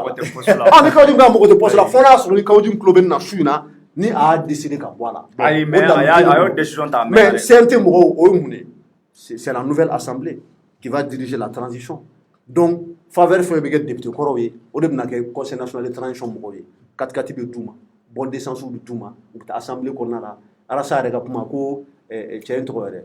ko Musa Timine fɔlɔ k'a tun bɛ yuguyugu de don ko kabini a kɛra député k'a commencé ka forokiyabaw la a bɛ se ka kɛ Kawujim fana ka forokiyaw bɛna yɛlɛma bon c'est juste pour dire que ils ont utilisé les moyens faibles de M5 pour diviser les M5. Kawujim fait partie de ces gens. Mais Kawujim, mais s'il te plaît, Kawujim ne peut pas depuis très longtemps. Et je continue. Condamné là, lorsque les concertations devaient avoir lieu, oui, un yon fera yon na watimna. Voilà ça, on sait comment Maliko ka grande ligne blanc en place, ka charte nationale blanc en place, ani ka feuille de route blanc en place. Qu'est-ce que le CNSP a fait d'abord? Ils ont mis en place un acte fondamental. Acte fondamental de la réforme plateau, comme CNSP ka wolo sebe. Nous, à chaque fois que coup d'État avec Jamana Konala, lorsqu'il y a un comité qui est mis en place, Mouro Keita Biné, c'est le comité militaire pour le salut pour la libération nationale, CMLN. Moussa Traoré nous a comité, oui, acte fondamental de l'État. Coup d'État qu'on fait, quand coup d'État consommé, quand il y a un coup d'État qui est ils ont assumé au fond à Flana, lorsque le lieutenant-colonel Amadou Toumani Touré à l'époque a eu Moussa Bi, ils ont mis en place le CTSP, comité de transition pour le salut du peuple. Oui, acte fondamental là, quand il y a un coup d'État qui a consommé et ils ont assumé. Bon, ni CNSP ni expert au boulot Kati, tu vois, on est expert mais on n'est pas bête. Alhamdoulilah, on a réfléchi et puis on a étudié aussi comme eux. Aw ko ma coup d'état ke ko ibeka démissionner la de ko nte coup d'état ko ne démission de ko aw ma forcer mon acte fondamental ta pourquoi hein mais c'est pour dire que c'est-à-dire que aw te fait assumer ko aw coup d'état ke aw do acte fondamental ta ka ira ka fo ko bon ya ga wolo sebe de aka comité be en place ni aw ma coup d'état ke ni ibeka démissionner la de donc aw kana comité sigi senga aw kon acte fondamental gla Assimi Goïta ka taga Sévaré ou bien taro ou bien Boulké Sidi anaka force spéciale mogo et wage ali be armée de l'air là uga avion de chasse do ma go piloter ka taga Djadissou bombardé ko le moro ko ne avec garde nationale là aga sengata no Colonel Sadio Camara o yɛrɛ n kɔrɔkɛ a tun bɛ formation na Russie qu'il retourne en Russie u bɛ comité sigi sen kan mun na pour ma coup d'état kɛ donc ils ont fait un coup d'état ils n'ont pas voulu assumer ils n'ont qu'à assumer c'est eux qui ont trahi le M5 et ils ont menti au peuple je continue à ma banne ni kuma ba mandara concertation daminɛ la i hakili b'a la wagati dɔ kɛra CNSP mɔgɔw y'u teliya k'u bɛ concertation dɔ kɛ i hakili b'o wagati la k'u bɛ concertation dɔ kɛ mɔgɔw wulila ka mankan ci fan bɛɛ o y'a sɔrɔ u y'u ka acte fondamental ta u ma mɔgɔ consulter dɛ acte fondamental yɛrɛ u ye constitution violé o la u y'o ta u ma mɔgɔ consulter kɔfɛ k'u bɛ concertation kɛ o ko mais aw bɛ se ka communiqué bila bi ko concertation bɛ sini aw tɛ maliyɛnw bonya représentant minnu bɛ région na cercle la et arrondissement là comment est-ce qu'ils vont faire ils vont se déplacer comment société civile et représentants bɛ Mali fan wɛrɛ minnu na aw tɛ se ka mɔgɔw convier à un jour d'intervalle a ye carte d'invitation ci mɔgɔw ma organisez bien cette concertation tellement que mankan cɛra o y'a bɔ a ma bon Thierno pourquoi les CNSP voulaient faire la concertation dans la précipitation pourquoi parce que u ka hakilina b'u kunkolo la u ka mɔgɔ ti mɔgɔ la fanga u ko k'u mana fanga kama k'u bɛ fɛ k'a lasigi civil ma mais en réalité u nana fanga kama u tun tɛ fɛ k'a bila depuis le début u tun tɛ fɛ k'a bila depuis le début u tun tɛ fɛ k'a bila ne k'o de prouver tan je continue d'accord ko ka i ka minute surunyana awɔ n bɛ teliya parce que n'an ma nin non mais n'an ma nin ɲɛfɔ a bɛna kɛ mɔgɔw ɲɛna ko CNSP ye sanbalaɲɔ de ye k'u bɛ ko bɛɛ ta ka da M5 kun il faut qu'on se dise les vérités charte de la transition ne yɛrɛ bɛ mɔgɔ caman dɔn minnu participera à la ils ont dit qu'ils n'étaient pas d'accord avec plusieurs points et que dans la salle sur 5 groupes i b'a sɔrɔ groupe 4 bɛ wuli k'a fɔ a ye nin yɔrɔ min k'a la a y'a bɔ a la an ma sɔn a ma mais CNSP y'u tulo gɛlɛya u y'a fɔ charte kɔnɔ u ye charte publier don jumɛn fo CEDEAO kelen ka pression wuli donc ça veut dire que Mali kɔnɔna la CNSP tɛ siran mɔgɔ ɲɛ dɛ parce que marifa b'olu de bolo u tɛ siran M5 ɲɛ u tɛ siran Diko ɲɛ i bɛ k'a kɔni tɛ u y'o banamini u y'o fugusun u tagara fo Émirats Arabes Unis la u tɛ siran mɔgɔ wɛrɛ ɲɛ c'est-à-dire que mɔgɔ kelen fɛ organisation kelen bɛ se k'u yuguyugu dɔrɔn o ye CEDEAO de parce que n'olu ka embargo continuera maliyɛnw yɛrɛ bɛna bila u la raison pour laquelle u ye charte in y'a publié et sans l'accord de tous les gens qui ont participé qui n'ont pas validé la charte de la transition o ye kelen ye wa M5 jɔn de ye CNSP wele k'u ka taa M5 mɔgɔw ka kɛnɛ kan i bɛ ka binnen kɔfɛ u yɛrɛ de ma taa u yɛrɛ de taara o don u taalen colonel major Wage photo taalen musomaninw yɛrɛ caman commencera ka kɛrninw bila Wage il est beau hein ça c'est une parenthèse Wage yɛrɛ taara k'a fɔ nous sommes là avec vous le peuple on est venu parachever l'œuvre de M5 marifa t'olu de bolo est-ce que M5 de olu force k'olu k'o fɔ parachever lu kɔrɔ ye mun ye an y'aw ka baara laban mais Thierno aw ko k'aw nana mɔgɔ minnu ka baara laban aw ko k'olu de ye kɛlɛ in daminɛ mɔgɔw sara u cɛla u gazera u sir'u ɲɛ la u ka nafolow kasabira diɲɛ ko bɛɛ dara u kan ko Mali ko kama n'aw ko aw nana ka na k'olu de ka baara laban Thierno pourquoi après aw b'aw cungu de parce que M5 ko ka communiqué la k'u ma consulter gouvernement sigi la ko premier ministre tatɔ la dɔw ko lisi ko mɔgɔ tan mais e bolo ma consulter parce que an y'a ye Mamadou Diko il était présent u ka communiqué la ils disent que ils n'ont pas été associés à la formation du gouvernement et ils disent que premier ministre tali la u m'u considéré parce que u bɛ premier ministre de nɔfɛ o ma d'u ma gouvernement fana kɔnɔna la mais à part peut-être Amadou Touré mais Mohamed Salia c'est un proche de Mamadou Diko bon Thierno après vous tenez bolo dɛ mais bɛɛ n'i ka source mais n bɛ kuma k'a bila au conditionnel d'accord Mokhtar Wane a fɔra n ɲɛna Mokhtar Wane ko Mamadou Diko de y'a tɔgɔ di CNSP ko Mamadou Diko de ye Mokhtar Wane tɔgɔ di CNSP o de fɔra n ɲɛna i y'a confirmé bon ne y'a bila conditionnel de la bon ne tɛ se ka n ka source fɔ nka conditionnel mais mɔgɔ min don o tigi yɛrɛ o bɛ ko in kɔnɔna la o informé don nka conditionnel don bon n b'a bila conditionnel la parce que a ma kɛ ɲɛna o b'a yira k'a fɔ ko lala voilà a ma kɛ ɲɛna juste pour te dire kabini ko daminɛ fo bi Mamadou Diko a ye sortie damadɔni kɛ mais a ma mankanba ci o sinon mɔgɔ min don a tɛ réglé dɛ ni ko min b'a kunkolo minɛ a bɛ bɔ a bɛ mankan ci dɛ donc ça veut dire que quelque part il est d'accord avec ce qui se passe ou bien o tɛ tiɲɛ ye dɛ a bandaw nommera don min na je termine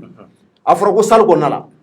Serge Daniel l'o fɔ dɛ o tɛ ne ye dɛ ko CNSP nana dɔrɔn k'u ko bon président de la transition bandaw ka liste di mɔgɔ ma ko k'a signer f'u ka bɔ ko ka photo ta u ma mɔgɔ consulter o donc u y'a wajibiya de k'a da donc quelque part les militaires sont entourés d'experts qui sont très malins minnu b'u diriger minnu b'u conseiller Ils ont divisé les M5 pour mieux régner parce qu'ils sont malins. Et deuxièmement, Marfa Boulou le boulot, où tu discutes avec fait, il va t'avoir d'abadama.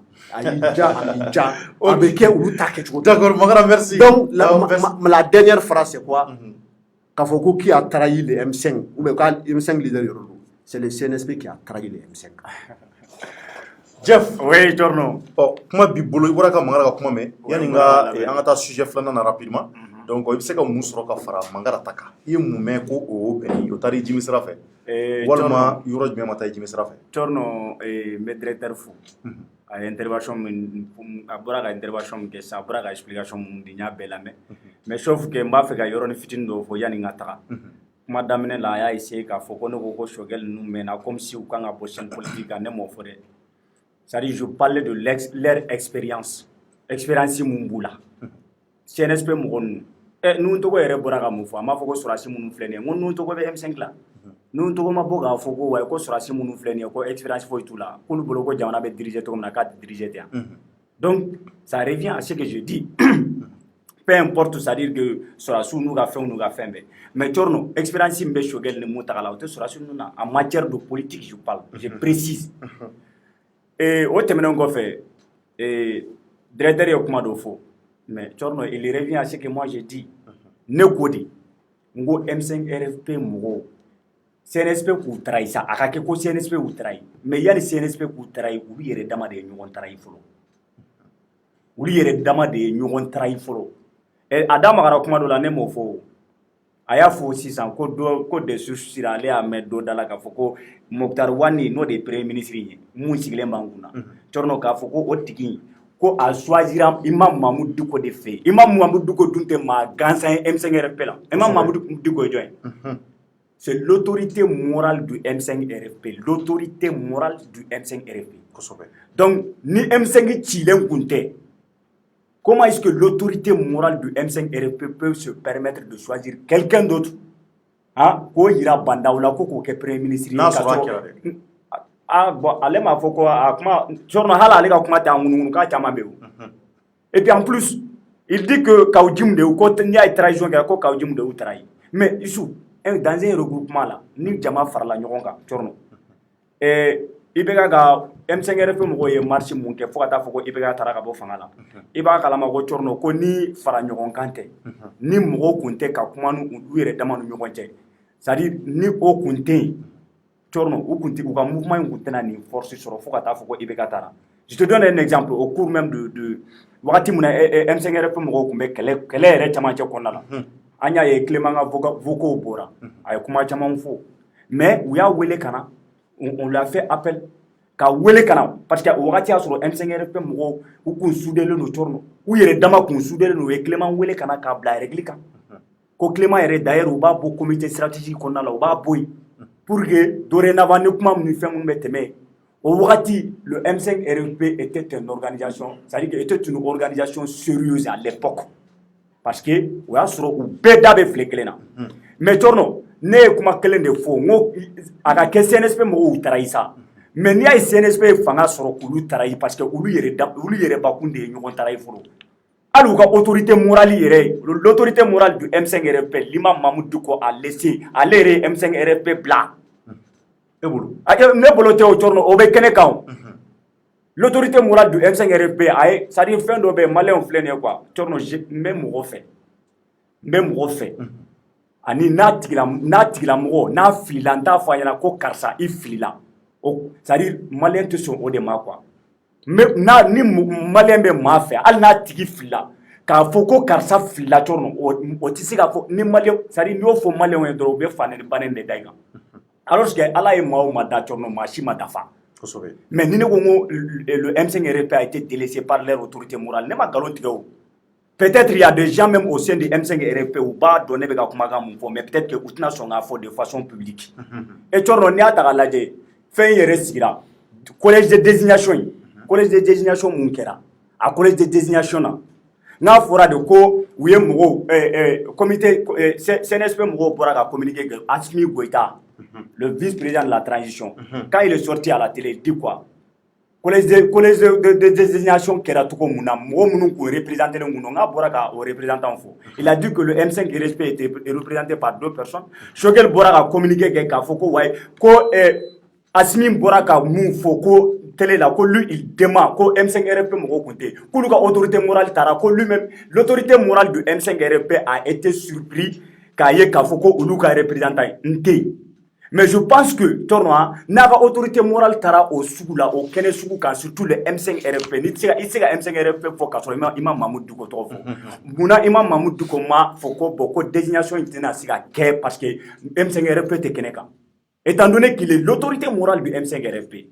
malien wanga na kuma ni sentiment yanga kuma ni tiende be waleya tiende kany d'accord imam fama Torno oyo roy ni kawji mu taray muna imam muna o bema fara ɲɔgɔn kan ka kawji mu wele ka kabiri ibe ka ma taga fɛn dɔw tɛmɛna u yɛrɛ dama ni ɲɔgɔn cɛ u y'olu régler u ni ɲɔgɔn cɛ u y'olu régler so kɔnɔna la n ka cɛ k'a fɛn mais ça revient toujours à ce que j'ai dit l'après IBK n'a pas été préparé par le M5 RP o ye kelen a filanan a kumana a ko CNSP mɔgɔw y'u taray ne t'a fɔ ko CNSP m'u taray de je suis entièrement d'accord avec ça mais CNSP mɔgɔw ka trahison n'i y'a ye trahison CNSP mɔgɔw c'est-à-dire CNSP mɔgɔw sera k'olu trahi Tchorno dɔ wɛrɛ tɛ dɛ olu yɛrɛ dama de ye ɲɔgɔn trahi au sein du M5 RFP o de y'a to CNSP fana sera u la k'u trahi a tɛ tɛmɛ o kan maintenant kɔrɔfɔ laban jumɛn i bolo CNSP ka ɲɛsin CNSP ani ka fara M5 kan rapidement seconde damadɔ kɔnɔ i bɛ se ka mun sɔrɔ ka fɔ M5 ye ani CNSP bon Tchorno ne bɛ se ka mun fɔ M5 ye dɔrɔn M5 mɔgɔw bon ka nin kɔni Tchorno kuma yɛrɛ tɛ n bolo k'a fɔ M5 ko la quoi tiɲɛ yɛrɛ la M5 banna de M5 kawji me mun fɔ o de don M5 le M5 donc e ka jateminɛ n'a banna non M5 est mort de sa belle mort tiɲɛ de don kawji min fɔ o de don mais Tchorno e yɛrɛ k'a lajɛ M5 yɛrɛ y'a yɛrɛ faga o a fɔ ko mun na comment est-ce que M5 mɔgɔw bɛ se ka bɔ ka déclaration kɛ k'a fɔ ko gouvernement mun sigira dɛ ko olu ka représentant t'a la Muntaka Tall y'a fɔ Choguel ye communiqué kɛra Muntaka Tall taara k'a fɔ RFI sanfɛ Muntaka Tall donc depuis e bolo u yɛrɛ faga mais Tchorno mɔgɔ min tun bɛ fɛn na aw y'a fɔ ko o tigi tɛ aw k'a t'aw représenté ça veut dire quoi ça veut dire que M5 tilalen don M5 ko in kuma dɔrɔn de don sinon M5 tɛ o dɔw de bɛ yen dɔrɔn olu k'u ja M5 maintenant CNSP kɔni ko CNSP an bɛ se ka mun fɔ CNSP fanga kun ka d'u ye M5 k'u dɛmɛ ka fanga d'u ma mais an bɛ mun f'u ye Tchorno CNSP mɔgɔw a ye coup d'état kɛ tiɲɛ de don a y'aw ja o ma ja coup d'état de don u ye coup d'état kɛ Tchorno gouvernement de transition sigira donc gouvernement de transition sigira ɲɛ b'a la poste stratégique caman bɛ olu de y'a poste stratégique 4 walima 5 bɔ ɲɔgɔn kɔ olu de y'a bɛɛ occupé donc Tchorno u bilala sécurité de la u ko jija an ka sécurité ko u bilala o mun na o ka se ka lawaleya Mangara kɔrɔfɔ bɛ bila rapidement i bɛ se ka mun sɔrɔ ka fɔ CNSP ani M5 ninnu kɔrɔfɔ laban na rapidement parce que heure y'an ta tɛgɛ ma an tɛna se ka sumɛ la ka kɔrɔfɔ lafɛn dugu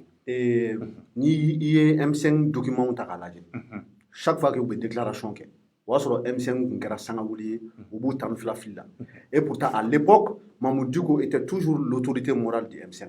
Mamoudou Diko a toujours été leur autorité morale kabini ko in daminɛ fo bi mais ni M5 gafew ta k'a lajɛ à chaque fois u b'a sɛbɛn pour EMK Chokmar Sissoko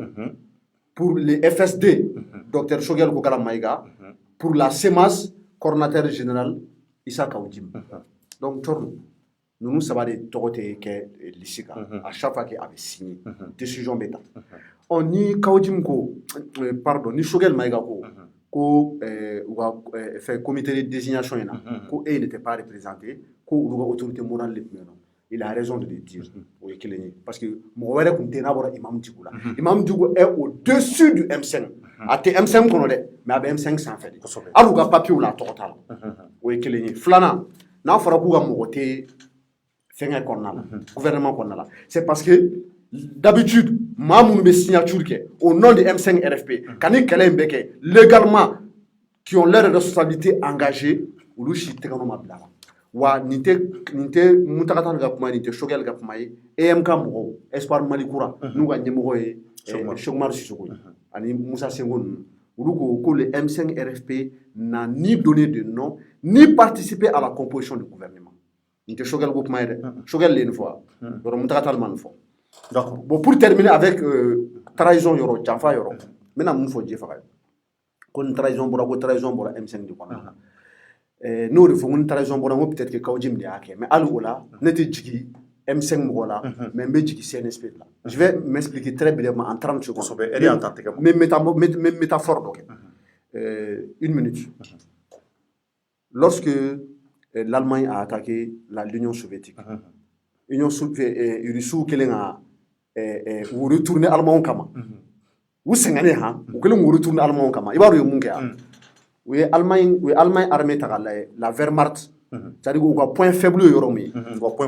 Point faible. Moun nga fege. Moun fanga bate mo muna. Ulu urume. Parce que Hitler on kelno ko urume on ta ko bla armée fano la. Moun ko flanc te ko côté ya. Moun protéger. Donc il sou nana no de ka urume bolen doron oui allemand nga armée tchetiflay. Il y a une stratégie famille ça. Donc Kaojim aller de M5 RFI ou roumain. Donc, il y a aller de moins faible, ou aller utiliser Tokama pour les M5.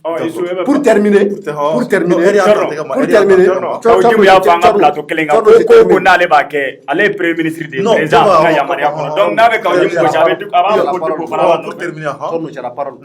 ok, je termine.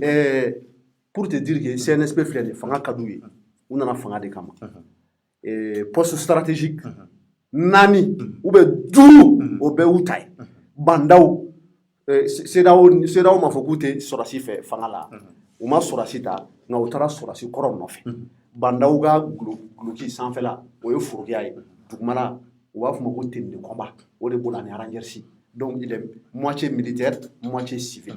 o victoire follow CNSP poste de vice-président o be jomulu Assimi Goïta a n'a pas marfa tout le temps avec Bandaou qui est donc Fangaba Fla. Sabana, ministre de la Défense au joint, on corrige colonel Sadio Kamara. T'es CNSP, ministre de l'administration territoriale au Jomolo, le lieutenant-colonel Abdoulaye Maïga.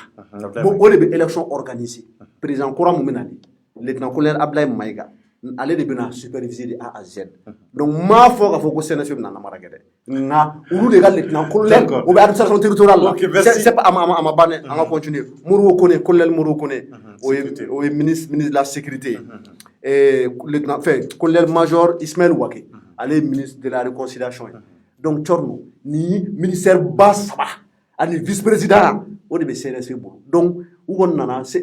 franchement, nous on est même célébré que M5 ou Hinebena.